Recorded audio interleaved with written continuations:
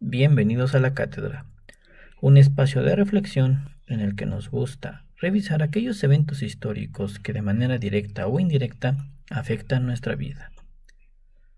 Existen muchos pasajes oscuros en la historia de la Iglesia Católica.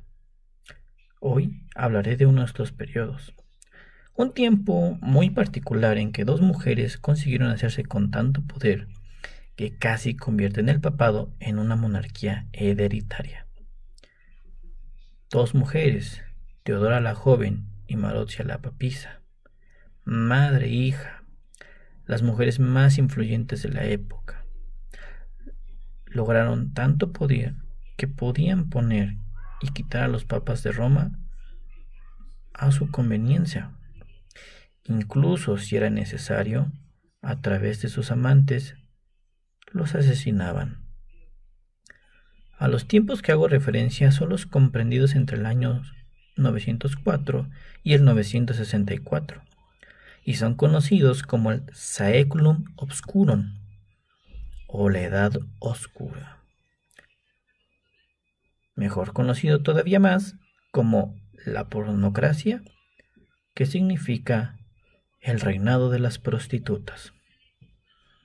Esta época fue denominada con este término por el cardenal e historiador César Baronio en sus Annales Ecclesiasti en el siglo XVI, pero realmente se podría llamar como el gobierno en Roma de Teodora y su hija a través de sus amantes masculinos.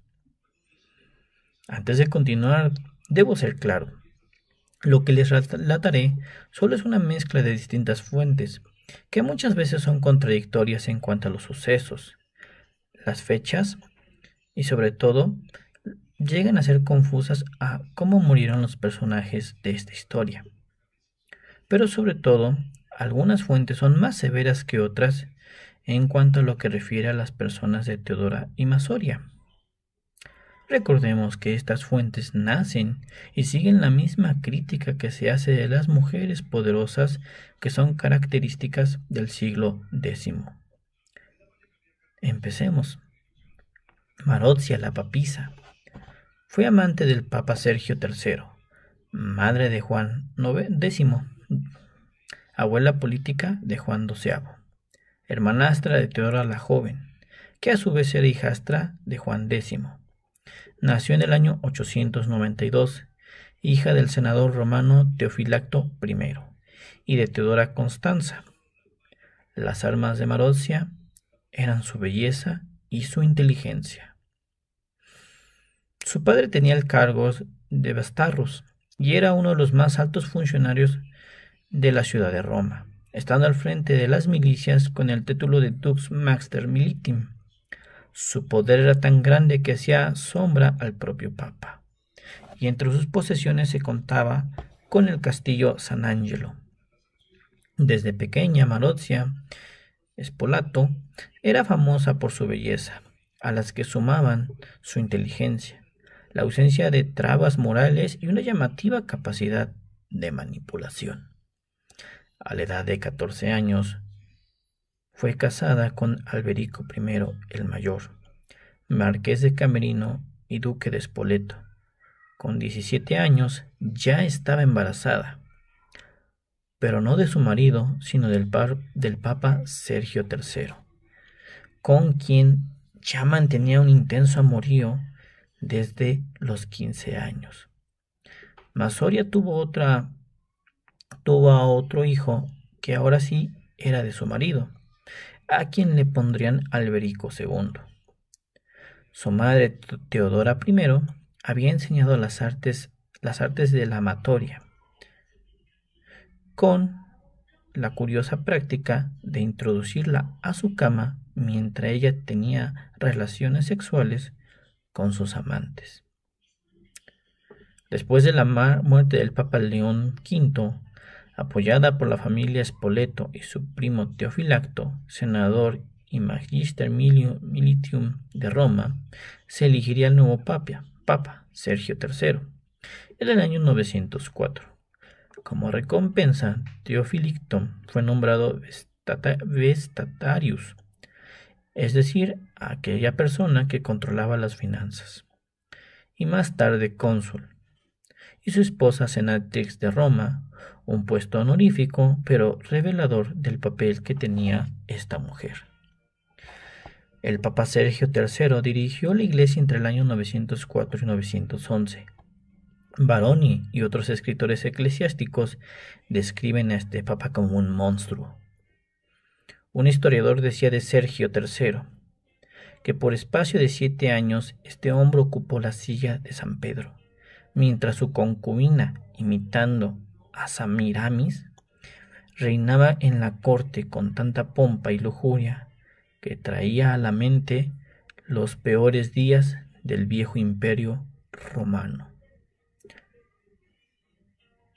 Teodora también apoyó al nuevo papa, pero desde la cama, donde se dice que le ayudaba a tomar las decisiones más importantes. Teodora, al igual que la gente que pertenecía a la aristocracia laica y religiosa de la época, desplegaba una vida sexual muy activa y variada. Masoria, con 15 años y siguiendo los pasos de su madre, también pasó por la cama del Papa, con quien ya tuvo un hijo que se convertiría en el Papa Juan XI.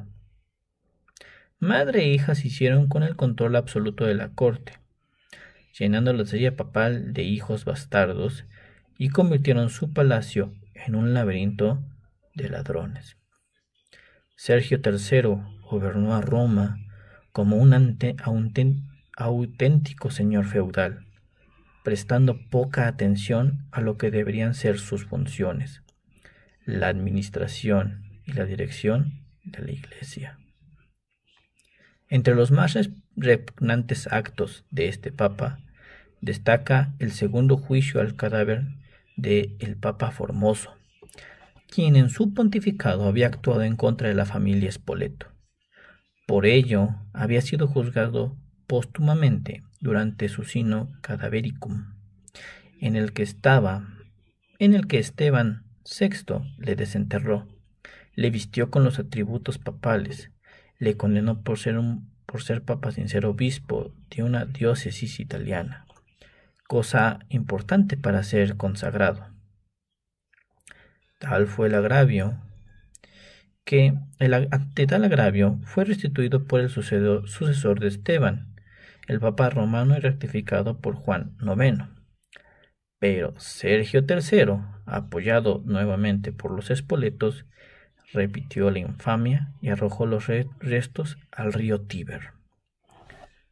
Tras la muerte de Sergio III, Teodora nombraría a los 3 siguientes papas: Anastasius III, quien disfrutó el papado del año 911 al 913. Teodora, se dice, sería un principal actor de su muerte. El segundo papa sería Lando, quien moriría solo 6 meses después de asumir el rol de papa, y quien se dice que desperdició el dinero del papado en cortesanas, pero no cortesanas mujeres. Se dice que él rechazaba a las cortesanas y tenía más interés en los jóvenes. Entre Lando y Anastasio no gobernaron más que 3 años, quienes se consideraban peleles en manos de la nobleza romana. Y, finalmente, sería Juan X el tercer papa designado por Teodora, amante de ella, quien se dice que lo nombró papa solo para poder satisfacer sus deseos carnales, teniéndolo cerca de ella en la ciudad de Roma. 2 años más tarde fallecería, pero no sería Juan quien caería. Se rumorea que 2 años más tarde de haber elegido a Juan, Teodora fallecería en prisión. Algunas fuentes mencionan a Juan, otras dicen que quien la envenenó y mató en prisión fue su propia hija. Pero Juan no sería un pelele a comparación de sus anteriores anteriores papas. Al contrario de lo que sus promotoras pensaban, Juan resultó no ser una simple marioneta. Consciente del enorme poder que estaba adquiriendo la nobleza romana, decidió apoyar al trono imperial de Carlomagno a Berengario I. Este le valió el favor del emperador, que se unió al papado, a los nobles romanos y a los legados de Constantinopla en su lucha contra los musulmanes, a quienes derrotaron en la batalla de Gerellano, expulsando de la península italiana.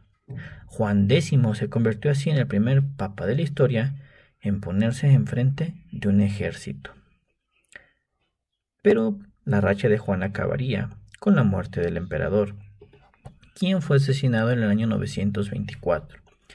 El papa perdió su principal apoyo y aliado contra la nobleza, capitanada por Masoria y Alberico. La disputa por el poder entre Alberico y el papa acabarían cuando el pueblo, cansado de la tiranía, se levantó en contra de Alberico. Este cónsul de los romanos tendría que huir de la ciudad.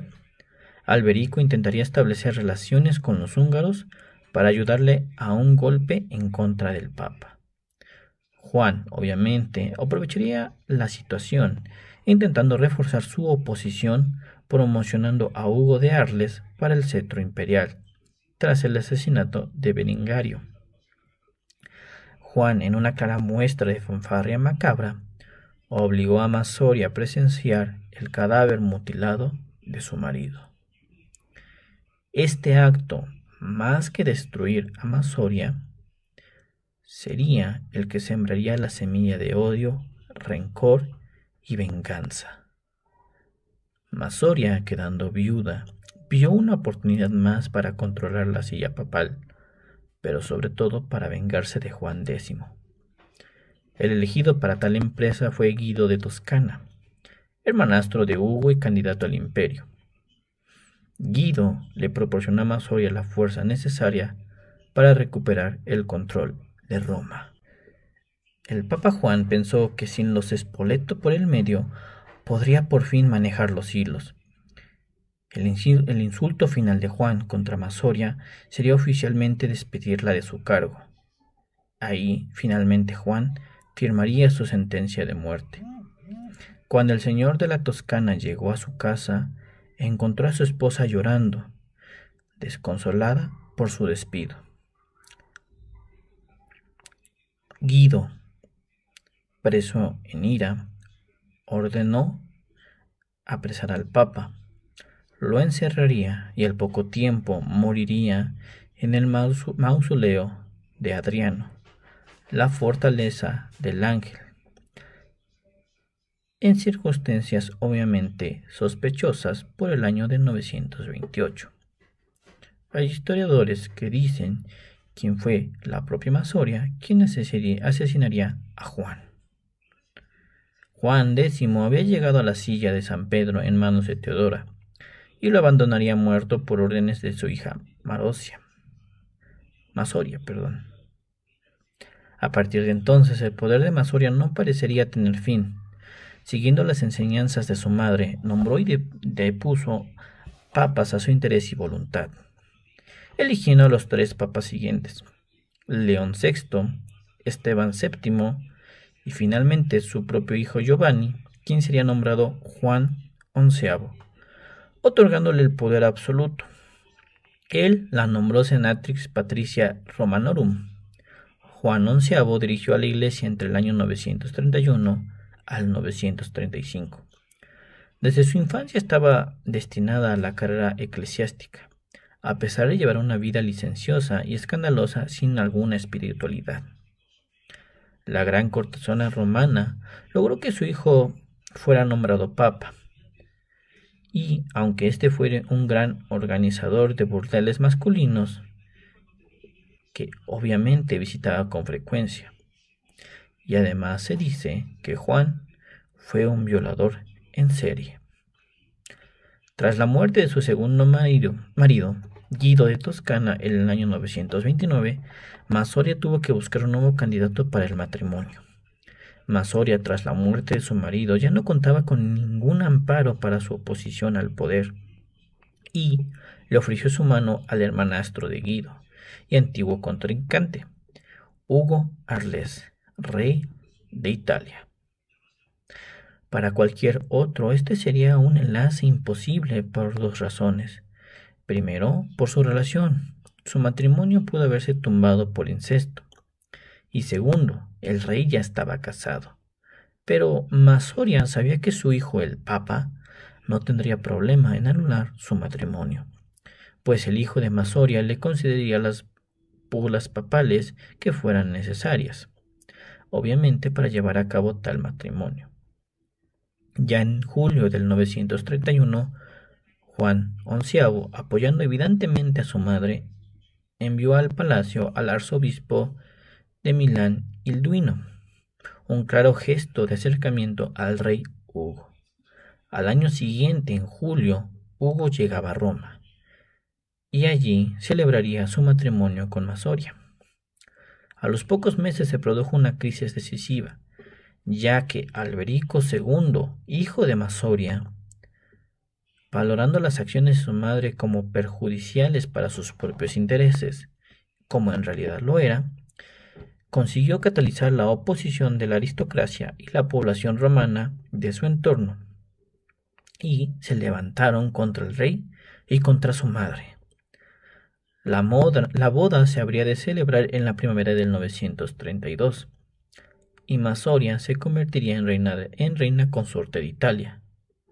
El día de los esponsales de su madre con el rey Hugo, lideró una revuelta popular, empujándolos a la acción, pronunciándoles un discurso fuertemente impregnado de misoginia y xenofobia en contra de su madre y los borgoñes, es decir, aquellos que seguían a Hugo. Alberico logró expulsar a Hugo de Roma, encerraría al Papa y finalmente encerraría a su propia madre. Después le enviaría a un convento y la recluiría hasta su muerte en el año 955 a la edad de 63 años, aunque otras fuentes dicen que ya estaba muerta desde el año 936, fecha que se estipuló una tregua entre Alberico y Hugo a través del matrimonio entre el propio Alberico y Alda di Provenza, hija del rey. Para algunos historiadores, la pornocracia acaba aquí, con la caída en desgracia de Masoria. Algunos otros prolongan el periodo de la pornocracia hasta el año 964, con los papados de León VII, Esteban VIII, Maino II, Agapito II y Juan XII. Todos estos papas serían nombrados por Alberico II, el hijo de Masoria. El hijo asumiría el papel de su madre y de su abuela, y continuó eligiendo papas. Tras la muerte de su hermano Juan XI, eligió a León VII, aunque estos no se llevarán de la mejor manera. La muerte de León VII es todavía un misterio y genera grandes controversias. León VII era un hombre sexualmente activo y tenía muchas mujeres a su disposición. Una de las hipótesis de su muerte es que mientras mantenía relaciones sexuales, sufrió de un ataque al corazón. Alberico finalmente nombraría como papa a su propio hijo, como Juan XII, quien es conocido como el Papa Fornicario. Juan solo tenía 18 años cuando fue nombrado pontífice. Juan intentaría recuperar parte de los estados pontífices perdidos por los lombardos de Beneventum y Capua, pero Juan fracasaría en esta empresa, terminando con un tratado entre las partes y con la condición de que el papado nunca más reclamaría Salerno como patrimonio papal. Juan, a las malas, descubrió que no tendría el poder y el apoyo que su padre sí tuvo. Casi al mismo tiempo, el rey Berengario II de Italia atacaría el territorio papal. Juan, para protegerse de las intrigas políticas de Roma y de Berengario II, enviaría legados papales en el año 960 al rey Orton I de Alemania, quien desde ese momento tendría una relación de amor-odio con el emperador Orton. Accediendo a la invitación de Juan, Orton entró en Italia en el año 961. Berengario se retiró rápidamente y Orton entró en Roma en el día 31 de enero del año 962. Ese día se reuniría con el Papa Juan y juraría que haría todo lo posible para defender al Papa. Cito: A ti, señor Papa Juan, yo, el rey Orton, prometo y juro por el Padre, el Hijo y el Espíritu Santo, por el madero de la cruz vivificante y por estas reliquias de los santos, que si por voluntad de Dios vengo a Roma, exaltaré lo mejor que pueda a la Santa Iglesia y a su gobernante, y nunca por mi voluntad o por mi instigación perderás la vida o un miembro o el honor que posees. Y sin tu consentimiento, nunca, dentro de la ciudad de Roma, celebraré una súplica o haré cualquier regulación que te afecte a ti o a los romanos. Cualquier territorio de San Pedro que esté a mi alcance te lo cederé, y a quien le encomiendo el reino de Italia. Le haré jurar que os ayudará en todo lo que pueda defender a las tierras de San Pedro. Luego Juan coronaría a Orton como emperador. El Papa y la nobleza romana juraron que sobre los restos enterrados de San Pedro ser fieles a Orton. Orton salió de Roma el 14 de febrero del año 962 para someter a Berengario II. Antes de partir, le sugeriría a Juan que abandonara el estilo de vida mundana y sensual que llevaba. Juan, obviamente, ignoraría este consejo y observaría con temor cómo Orton expulsaría a Berengario de los estados pontífices, pues claramente estaba en aumento el poder que tenía este emperador. Juan enviaría emisarios al imperio bizantino para formar una liga con Orton, pero de forma traicionera entraría en negociaciones con el hijo de Berengario, Adalberto. Los embajadores serían capturados por Orton, quien enviaría un delegado a Roma para descubrir lo que estaba sucediendo. En el año 963, Orton se enteraría que se le permitió a Adalberto entrar a Roma, y tras derrotar definitivamente a Berengario, regresaría a Roma y encontraría una ciudad dividida. Los partidarios del emperador, que habían fue informado de la llegada de Alberto a Roma, se habían atrincherado en Joanispolis, una sección fortificada de Roma, mientras que Juan y sus seguidores se refugiaron en la antigua ciudad de Leonina. Al principio Juan se preparó para defender la ciudad, apareciendo con una armadura. Logró conducir a las fuerzas de Orton a través del río Tíber. Sin embargo, rápidamente decidió que no podía seguir defendiendo la ciudad, por lo que, llevándose el tesoro papal, huyó junto con Adalberto a Tibur. Orton convocó un sínodo para juzgar la ausencia del Papa por acusaciones de adulterio, asesinato, perjurio y compraventa de cargos eclesiásticos, sacramentos, reliquias, etc. El Papa contestó con una misiva en la que decía: yo, como Papa, solo estoy sometido al juicio de Dios. Excomulgo a todos los presentes. Orton y el Consejo, sin inmutarse por las amenazas de excomulsión, depusieron a Juan XII y lo condenarían por todos los cargos. Ahí mismo se decidió nombrar al Papa León VIII.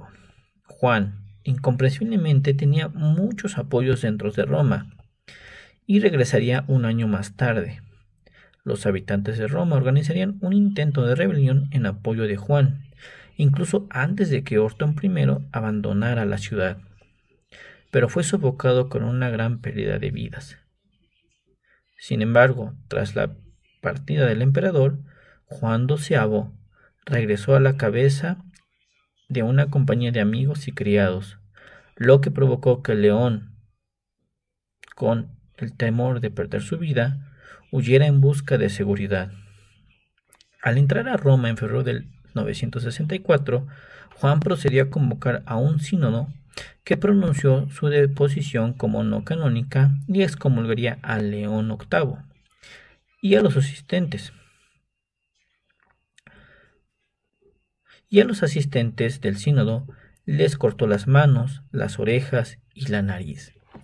Tras la mutilación, volvió a ser gobernante efectivo de Roma. Juan no olvidaría a Otto, con el que intentaría llegar a un acuerdo y enviaría un emisario. Pero Juan cometería su mayor error el 14 de mayo del año 964. Se acostó con una mujer casada.